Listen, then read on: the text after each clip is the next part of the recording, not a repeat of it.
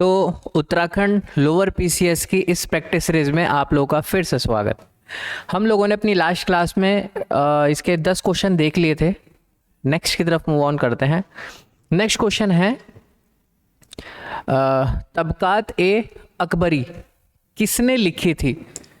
4 option आपके सामने है। जैसे हर बार हर क्वेश्चन में हम लोग बात करते हैं कि कोई भी क्वेश्चन हो, चाहे हर एक क्वेश्चन के अंदर कुछ ना कुछ कीवर्ड्स होते हैं, और इस क्वेश्चन के अंदर जो कीवर्ड हम लोग को देखने को मिल रहा है वो है तबकात ए अकबरी। मतलब ये एक बुक की बात की जा रही है, एक किसी ने जो पुस्तक लिखी है उनके बारे में बात की जा रही है। तो हमेशा आप ध्यान रखना, जैसे मैंने आपको सुल्तान या फिर दिल्ली सल्तनत वाले जब टाइम ड्यूरेशन के अंदर हम बात कर रहे थे, मैंने आपको बताया था कि वहाँ जो राइटर्स होते हैं वो मुश्किल से 5 ही राइटर हैं। उन राइटर्स का आपको टाइम ड्यूरेशन पता हो, और अगर आपको टाइम ड्यूरेशन पता है तो फिर आप कॉमन सेंस से भी उनके आंसर लगा सकते हैं। एक पार्ट मैंने वहाँ पर वो बताया था। दूसरा मैंने आपको बताया था उनकी स्पेशल जो कृतियाँ, रचनाएं या बुक्स हैं। तो ऐसा ही एक पार्ट जब हम मुग़ल इरा के अंदर, मुग़ल टाइम ड्यूरेशन के अंदर देखते हैं, वो हमको देखने को मिलता है। कुछ ऐसे व्यक्ति, पर्सनैलिटीज़ रहे हैं जिनकी कुछ प्रमुख पुस्तकें आई हैं।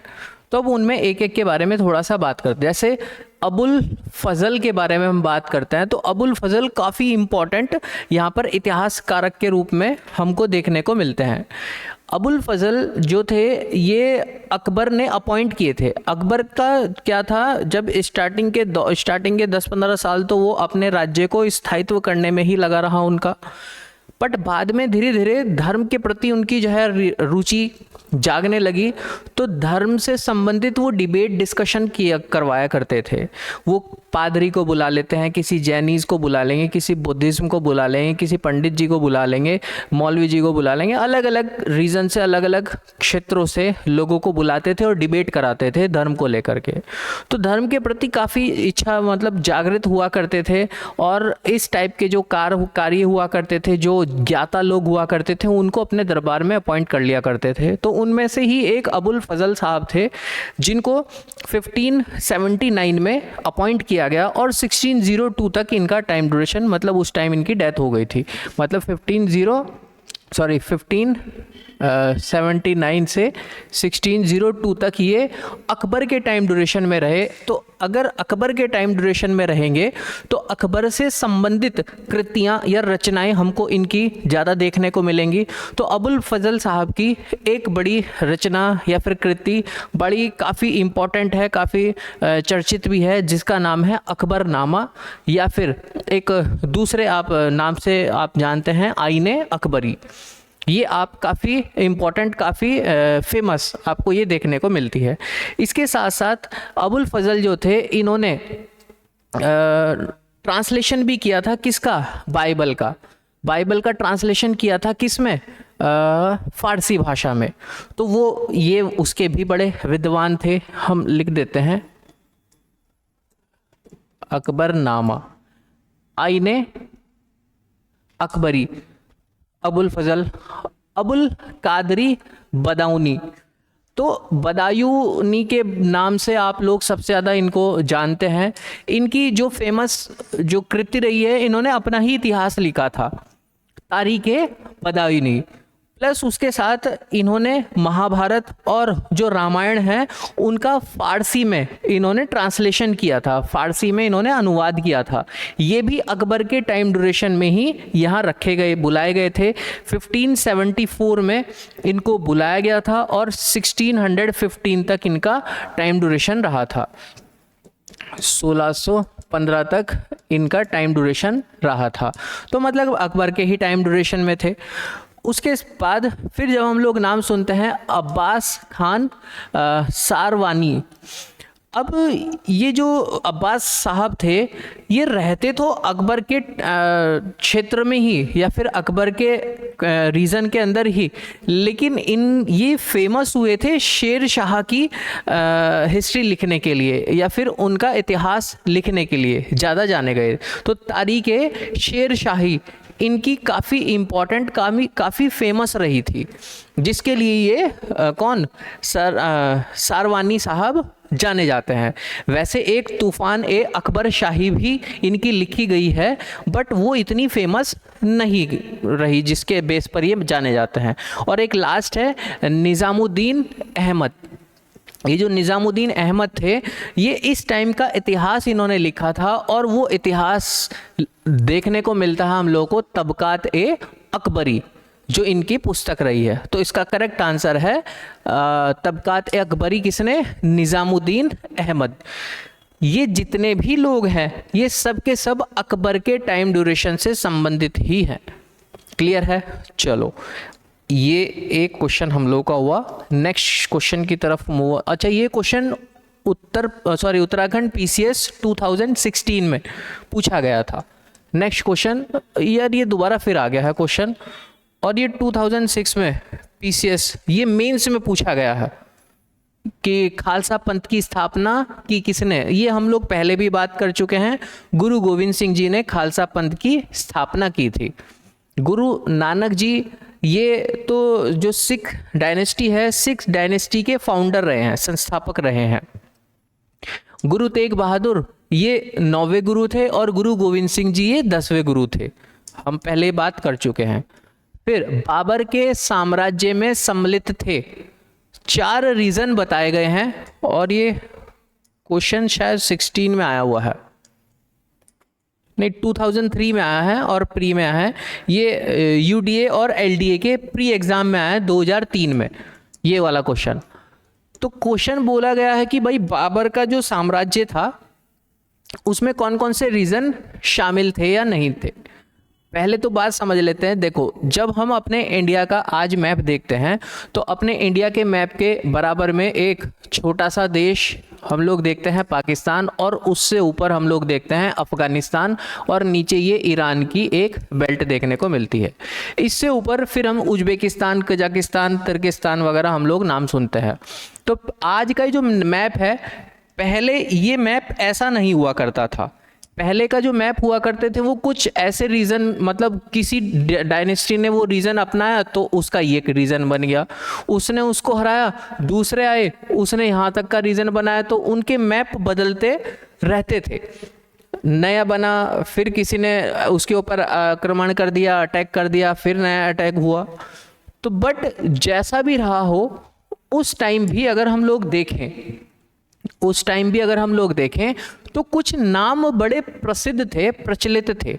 तो यहाँ वाली जो बेल्ट थी ये ऑक्सियान या ट्रांस ऑक्सियान के नाम से जानी जाती थी, जो आज का अफगानिस्तान वाला जो रीजन है और उज्बेकिस्तान वाला जो बेल्ट है वहाँ तक ये फैली हुआ करती थी।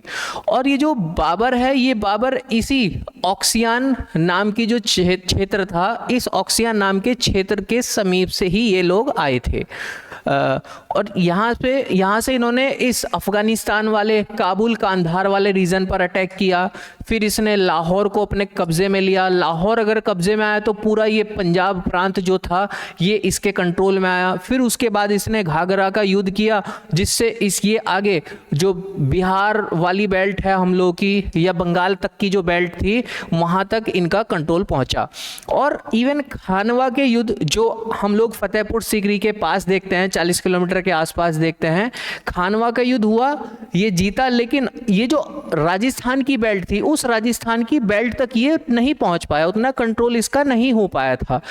तो अगर हम आज बाबर के इस रीजन को पॉइंट आउट करें ज्योग्राफिकल मैप के अकॉर्डिंग, तो हम देख सकते हैं कि हाँ भाई, काबुल कांधार अफगानिस्तान का ये भी था, काबुल का भी क्षेत्र था और कांधार भी था, ऑप्शन में नहीं है। पंजाब का क्षेत्र मतलब हाँ, उस लाहौर वाली बेल्ट से ये पंजाब का क्षेत्र भी इसके हाथ में था। आधुनिक उत्तर प्रदेश का क्षेत्र बिल्कुल था, क्योंकि ये जो रीजन है आगे इन्होंने बाबर ने जब आगे के अभियान चलाए तो ये ग्वालियर तक की जो पूरी बेल्ट थी, उत्तर में हिमालय और दक्षिण में ग्वालियर तक की पूरी बेल्ट इसके कंट्रोल में थी। तो यस, आज का जो आधुनिक उत्तर प्रदेश का क्षेत्र है वो भी इसके कंट्रोल में था। आधुनिक राजस्थान का क्षेत्र वो नहीं था। जैसे मैंने आपको बताया, राजस्थान की बेल्ट इनके कंट्रोल में नहीं थी, बट इन्होंने अटैक आक्रमण करने का प्रयास तो किया, बट वहाँ पर आगे वो मतलब नहीं जा पाए थे। उनकी जो सेना थी वो थक भी गई थी और फिर 1513 में 1530 में इनकी डेथ हो ही गई थी। तो एग्जैक्ट अगर हम लोग देखें तो स्टार्टिंग के 3 ऑप्शन तो हमको राइट नज़र आते हैं, लास्ट वाला ऑप्शन नहीं है। तो अगर हम अपने ऑप्शन के अकॉर्डिंग देखें तो फर्स्ट, सेकंड, थर्ड यही इसका करेक्ट आंसर है। ऑप्शन नंबर सी इसका करेक्ट आंसर है। क्लियर है? चलो नेक्स्ट क्वेश्चन की तरफ चलते हैं। और नेक्स्ट क्वेश्चन है, भारत में निम्नलिखित नगरों में से किसे गुलाबी नगरी कहते हैं? अब ये क्वेश्चन कहने के लिए तो हिस्ट्री का है, बट ये आजकल मिसलेनियस में ज़्यादा पूछा जाता है। एक्चुअली क्या है, इसका सबको आंसर पता है, जयपुर इसका करेक्ट आंसर है। राजा जो सवाई थे उन्होंने इसकी स्थापना की थी, फिर आगे जा कर के उनके जो वंशज आए हैं।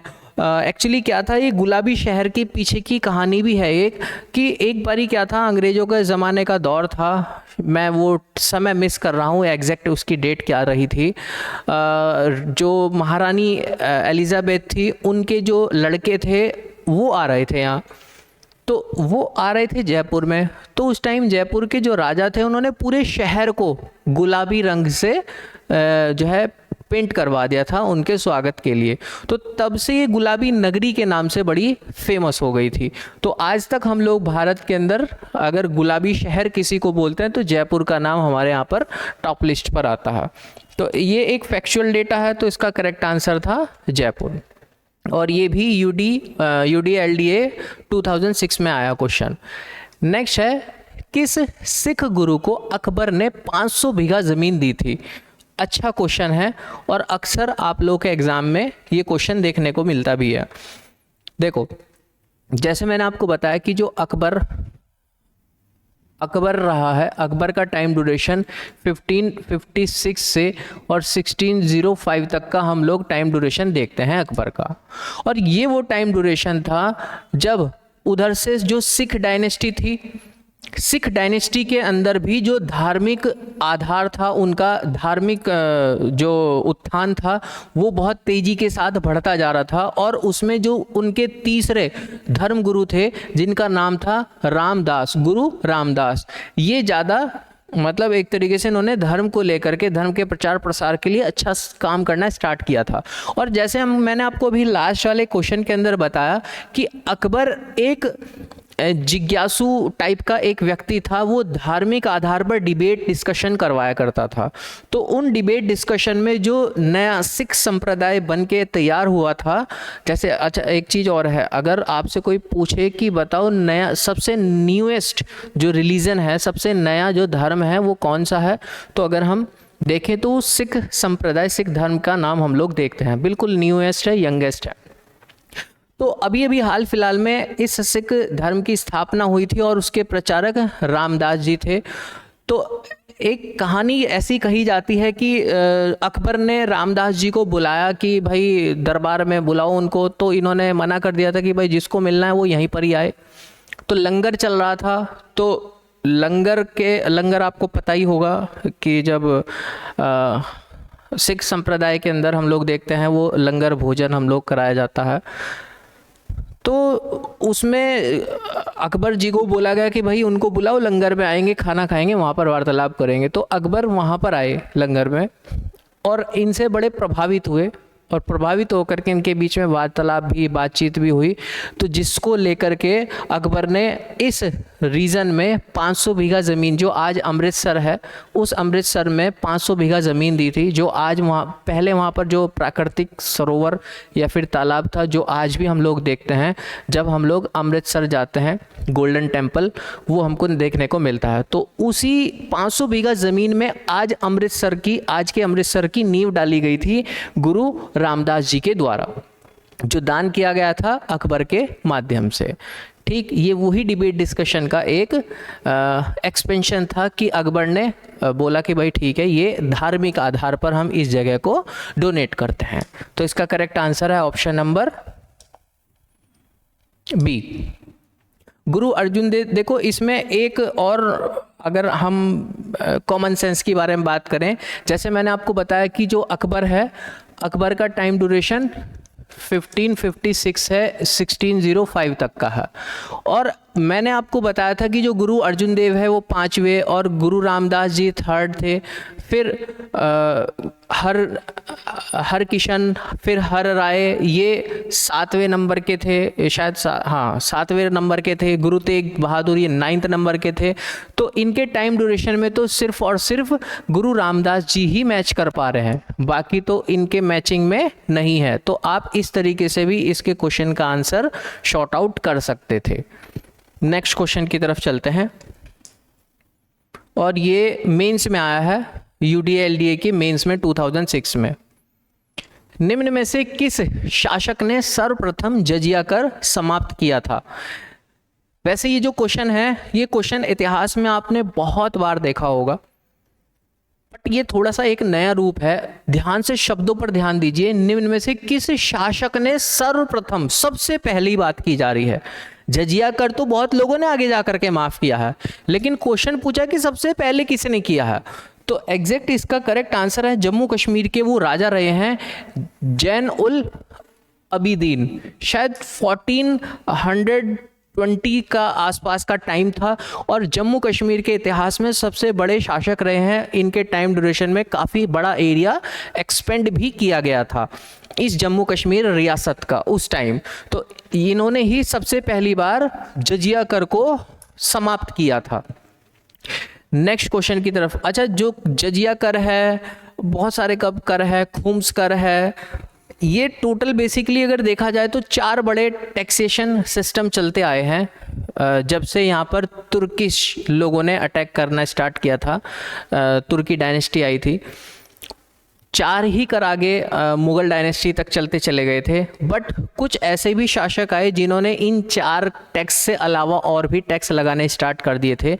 जैसे जब हम अलाउद्दीन खिलजी का टाइम ड्यूरेशन पढ़ते हैं तो उसने 23 टैक्स लगाए थे अलग अलग। जैसे उसने घर के ऊपर भी टैक्स लगाया, अगर कोई पशु या फिर कोई भी जानवर अगर सरकारी ज़मीन पर घास भी चर रहा है तो उससे भी टैक्स लिया जाएगा। अगर कोई जानवर दूध दे रहा है तो उस पर दूध का भी अलग से टैक्स लगेगा कि भाई इसने देखो हमारे यहाँ पे इन्वायरमेंट में रह करके घास खाया तब इसका दूध आया है, तो उसके ऊपर भी टैक्स लगेगा। मतलब अलग अलग उसने इस तरीके से टैक्सेशन सिस्टम को और आगे अपग्रेड किया था। बट 4 ही बड़े टैक्स, उनमें से एक बेस है जजिया कर। जजिया, जकात, खुम्स, इस टाइप के ये टैक्स देखने को मिलते हैं जो उस अगर समाज में देखा जाए तो गैर मुस्लिम जो समाज है या मुस्लिम जो समाज है उस पर लगने वाला एक ये कर हुआ करता था। नेक्स्ट क्वेश्चन की तरफ चलते हैं, और ये भी 2006 में मेंस में पूछा गया है। अकबर के शासनकाल में सबसे बड़ी स्वर्ण मुद्रा कौन सी थी? देखो, कॉइन्स या मुद्रा के बारे में बात करें तो मुद्रा का चैप्टर पहले भी आया था, अब दोबारा आया, तो इसको एक बार फिर से करेंसी वाले सेक्शन को हम एक बार फिर से रिपीट कर देते हैं। अगर हम मुद्रा या फिर करेंसी के बारे में बात करें तो इंडिया के अंदर अगर ठीक से जब से तुर्किश या फिर टर्की डायनेस्टी यहाँ पर आई थी, मैं वहाँ से बात बता रहा हूँ, वैसे कॉइन की जो हिस्ट्री है वो बहुत पहले से चली आ रही है। तो मैंने आपको बताया था कि जो इल्तुतमिश है, इल्तुतमिश जिसका टाइम 1210 से और 1236 तक का हम लोग देखते हैं, तो इल्तुतमिश के टाइम ये पहला तुर्की शासक था जिसने शुद्ध अरबी के सिक्के चलाए थे। अरबी के सिक्के चलाने का मतलब देखो, 2 वर्ड इसके अंदर आ जाते हैं, शुद्ध अरबी मुद्रा या कॉइन्स, करेंसी। शुद्ध अरबी, हाँ, वर्ड कहने का मतलब क्या है, इसकी कुछ स्पेसिफिकेशंस होंगी। एक तो ये जो शुद्ध अरबी के सिक्के बोल रहा है, पहली चीज, एक तो इनका जो साइज था सिक्कों का, वो साइज काफी बड़ा था। अरबी के बारे में स्पेशल से बताऊं, और यहाँ पर शुद्ध बोला है तो इसका मतलब ये पर्टिकुलर किसी भी मेटल्स का, जो मेटल के सिक्के होंगे जिसमें कोई मिश्रण नहीं होगा, वो शुद्ध ही होंगे। मिश्रण नहीं होगा इसका मतलब इन्होंने स्पेशल चांदी के सिक्के चलाए और स्पेशल तांबे के सिक्के चलाए, जिसमें कोई भी मिक्सचर नहीं था। जो चांदी के सिक्के थे, तांबे के सिक्के थे, इनका साइज क्या था, बड़ा था और अरबी फॉर्मेट में है। इसका मतलब इन सिक्कों पर कुछ नक्काशी भी हुआ करती थी। उन नक्काशी में ये खलीफा का नाम जो है डलवा दिया करते थे, या फिर जिस जगह पर, जिस टकसाल में वो बना है, टकसाल कहने का मतलब जिस जगह उन सिक्कों की छपाई हुआ करती थी उसका नाम डलवा दिया करते थे, या फिर ये खुद का नाम डलवा कर दिया करते थे, या फिर पहले हमारे यहाँ पर शिव जी की जो तस्वीर थी उनको अंकित करवा दिया करते थे, देवी देवताओं की तस्वीरों को अंकित करवा दिया करते थे। इस टाइप के ये सिक्के चलते थे। तो शुद्ध अरबी कहने का सेंस हम लोग का इससे है। और मुद्रा करेंसी कहने का मतलब इसने कुछ स्पेशल से इंट्रोड्यूस किए, जैसे जो चांदी था तो चांदी के सिक्के का एक नाम रख दिया, तो इसको चांदी का क्या बोल दिया था इन्होंने, टंका। और जैसे तांबा है तो तांबे को इन्होंने बोल दिया जीतल। अब ये तांबा और टंका जो था, इनमें डिफरेंस क्या होगा, तो इन दोनों को डिफरेंस करने के लिए इन्होंने, चांदी जो थी कम क्वांटिटी में होती थी, तांबा ज़्यादा क्वांटिटी में था, तो इसका मतलब जो चांदी का जो टंका होगा वो ज़्यादा पैसे का होगा, या फिर जैसे आज हम लोग बोल लेते हैं उसका वेटेज ज़्यादा होगा और तांबे का वेटेज कम होगा। तांबे, ये जो टंका था ये 175 ग्रेन का हुआ करता था और ये लगभग 300 ग्रेन के आसपास का हुआ करता था। इन दोनों की वैल्यू तब जाकर के बराबर उस टाइम मानी जाती थी। तो इल्तुतमिश ने एक लैंडमार्क बना दिया कि लो भाई ये इस टाइप की करेंसी है, और आगे तक ये जो चांदी का टंका था ये लैंडमार्क के रूप में चलता चला जाएगा। और इस चांदी के टंके को आगे जो शेरशाह सूरी है वो शेरशाह सूरी इसको टंका ना बोल करके रुपया बोलेगा, और इसका जो वेट है इसका वेट थोड़ा सा और बढ़ा देगा, तो शासन का आधार फिर वो रुपया चले जाएगा। अभी तक शासन का बेस करेंसी यहाँ से और शेरशाह सूरी तक ये चांदी का टंका बेस चलता चला जाएगा। ये अब एक लैंडमार्क हो गया, इसके बेस पर अब करेंसीज यहाँ पर सेट होगी। एक नोट बात और, इल्तुतमिश से पहले जो कुतुबुद्दीन ऐबक था, कुतुबुद्दीन ऐबक के टाइम में भी सिक्के चलते थे, लेकिन ये नहीं, सिक्के चलते थे सोने के, और सोने के सिक्के थे छोटे। इल्तुतमिश ने उस सोने के सिक्के के साथ कोई छेड़छाड़ नहीं की, लेकिन इल्तुतमिश के बाद बलबन का जब टाइम ड्यूरेशन हम देखते हैं तो बलबन ने उस सोने के सिक्के का साइज बढ़ा के इतना ही कर दिया 175 ग्रेन, जो चांदी के टंके का साइज हुआ करता था। इसके बाद फिर हम लोग देखते हैं शेर शाह सूरी के टाइम ड्यूरेशन में, जिसने इस चांदी का जो टंका था, इस चांदी के टंके का नामकरण किया। सॉरी, वैसे उससे पहले एक छोटा सा और इवेंट आता है मोहम्मद बिन तुगलक का, जिसने सांकेतिक मुद्रा चलाई थी, जिसने सिर्फ प्रतीकात्मक मुद्रा चलाई थी, करेंसी चलाई थी, जो सिर्फ और सिर्फ उस टाइम के बाजार के ऊपर डिपेंडेंसी थी। ऐसा कहा जाता है कि मोहम्मद बिन तुगलक के टाइम में चांदी की पूरे विश्व में ही कमी पड़ गई थी, व्यापार में भी कमी पड़ी थी, जिस वजह से उसको ये कदम उठाना पड़ा। दूसरा, कुछ इतिहासकारक ये भी बोलते हैं कि जो मोहम्मद बिन तुगलक था, मोहम्मद बिन तुगलक के खजाने पर नेगेटिव इम्पैक्ट पड़ा था, क्योंकि उसने दबा कर के पैसा बांटा था अपने अलग अलग अभियानों के अंदर, जिसकी वजह से उसको ये स्टेप उठाना पड़ा। अब ये सांकेतिक मुद्रा का मतलब क्या था, उसने तांबे के और कांसे के कुछ ऐसे सिक्के चलाए जिनका वेटेज बराबर कर दिया चांदी के सिक्कों के। तो उस टाइम की ऐसी कोई प्रमाणित टकसाल तो होती नहीं थी। शराफा मार्केट के अंदर जो एक सुनार भी होता था वो भी सिक्के बना सकता था, तो लोगों ने अपने घर के तांबे के जो है कांसे के बर्तनों को पिघाल करके सिक्के बनाने शुरू कर दिए, और जो बड़े सेठ लाला थे उन्होंने चांदी के सिक्कों को दबा के रख दिया और मार्केट में प्रचलन इनका कर दिया। और फिर आगे चल करके एक स्थिति ऐसी आई कि जो बड़े व्यापारी थे उन्होंने तांबे के सिक्कों को एक्सेप्ट करना ही बंद कर दिया। मार्केट धीरे धीरे कोलैप्स होने लगी और मजबूरन मोहम्मद बिन तुगलक को उन सब के सब मार्केट के अंदर जितने भी वो तांबे के और कांसे के सिक्के थे उनको चांदी के सिक्कों के साथ रिप्लेस करके रोकना पड़ा। तो ये एक बीच का स्टेप था। फिर शेर शाह सूरी का मैंने टाइम बताया, और फिर आता है अकबर का टाइम। अकबर के टाइम में इलाही नाम कर की भी स्वर्ण मुद्रा थी, जलाली नाम कर का जो था वो चांदी का सिक्का था, शहनशाह नाम कर का भी सोने का सिक्का था, और अशरफी, ये तो हम लोग जो ईरान वगैरह के अंदर करेंसी चलती थी वहाँ पर इसका नाम हुआ करता था। बट देखो, मैंने आपको एक छोटा सा इतिहास बताने का प्रयास किया है इस मुद्रा का, क्योंकि बार बार आ चुका है वर्ड हमारे सामने। अब हम अपने क्वेश्चन की तरफ पहुंचते हैं। जब हम अकबर के टाइम ड्यूरेशन में देखते हैं तो अकबर के टाइम ड्यूरेशन में वैसे अकबर ने ये जो गोल्ड करेंसी है, स्वर्ण मुद्रा है, जो सोने के सिक्के हैं, इन सोने के सिक्कों पर काम किया है अकबर ने। और 3 टाइप के अलग अलग करेंसीज हम अकबर के टाइम के अंदर देखते हैं। सबसे पहले अकबर ने एक करेंसी लॉन्च की थी जिसका नाम था मोहर। ये भी सोने का सिक्का था। इसका जो उस टाइम वेटेज था, या फिर उस टाइम इसकी एक्सेप्टेंस जो थी, वो 9 रुपए के बराबर थी। उस टाइम के 9 रुपए के बराबर थी। रुपया कहने का मतलब जो शेर शाह सूरी ने चलाया था। इसके बाद फिर एक करेंसी और चलाई जिसका नाम था इलाही। ये भी सोने का सिक्का था, लेकिन इसका वेटेज रखा उस टाइम के 10 रुपए के बराबर। और एक करेंसी और चलाई जिसका नाम था शहनशाही।